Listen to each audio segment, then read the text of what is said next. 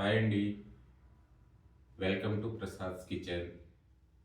నేను మీ ప్రసాద్ వేములపల్లి. అందరికీ నూతన సంవత్సర శుభాకాంక్షలు. Wish you happy new year. మనందరం కూడా 2026లో మనకు అవసరమైన ఓ ప్రత్యేకమైన ప్రణాళికను సిద్ధం చేసుకుందాం.